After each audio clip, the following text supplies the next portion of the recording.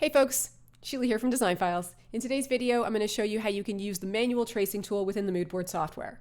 Now, the manual tracing tool is great because it allows you to trace around product edges and cut out a portion of an image so that you can only take the part of the image that you want. So in my case, let's say I just want this bud vase, but I don't want this secondary one added to my design.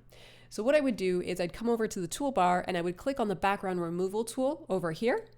And then I'm going to switch from the auto remove background options over to the manual one over here. Now, once I'm in here, the next thing I'm going to do is I'm going to zoom right into the product edges so that I can get nice and close so I can get a nice clean trace. And the next thing I'm going to do is I'm going to click to add one point. When I do that, you're going to see that there is a red line radiating out from that point. And the next thing that I'm going to do here is I'm just going to click to make another point on the product.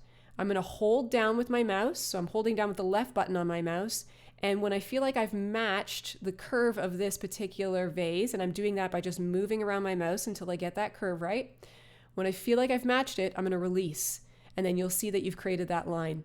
And then I'll create my next point, move my mouse around, I'm holding down with that left button, and I'll release again.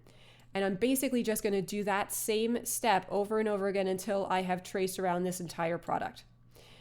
Now, whenever you're using the manual tracing tool, I'll just use these scroll bars just to shift around here. Let's say that, I don't know, maybe I messed up and I slid and I put a point over here. If this ever happens to you, don't worry about it. Just come right back to the product edge. We're going to add a new point. We're going to keep tracing around this item because once we've closed off this trace, we're going to be able to adjust any of the points that we've added. So we can always clean things up. So I'm going to keep going around here and I'm just going to trace my way all the way around to the top bit. And what I really need to do is I'm just going to close off this trace. So again, I'm going to click and hold to get that curve right, click and hold, and then I'll make my way down and around here. And the last point that I'm going to add is basically closing off by touching on the first point that I added. So click and hold, and then when I get that curve right, release it. And you'll know if you've done it right because your red line is going to turn black. So that means that it's fully closed off. So now what we can do is we can zoom in again and we can adjust any of the points that we need to adjust. So I'm going to take this point right here, click and hold on that. I'm going to bring it right to the product edge, save this, and now I've got this nice clean traced version that I can build into my design. Now here's something else that's really cool about using the manual tracing tool.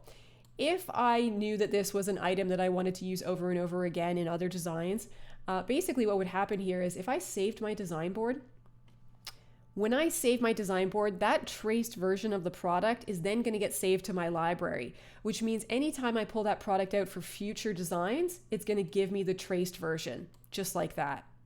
So you don't have to keep tracing this product out again and again and again. You'll just always have that traced version saved to your library. And if you're thinking, well, hey, Sheilah, what if I actually want the original image again? That's not a problem either, because all you need to do is drag out the product, and then when you have it selected, you can go to the background removal tool here, and you can reset the trace. So if I click this and then save the image, it's going to bring me back that original image as well. So I'll always have access to this if I ever wanted it. So there you have it. That's how you would use the background manual tracing tool. Definitely give it a try because there's going to be many, many cases where you might want just a portion of a product image and not everything else that's added to it. And this tool will make it really quick and easy for you to just trace around a specific part and cut out the portion that you want. And of course, if you have any questions whatsoever about how to use this tool, feel free to reach out to us on the live chat. We're always happy to help.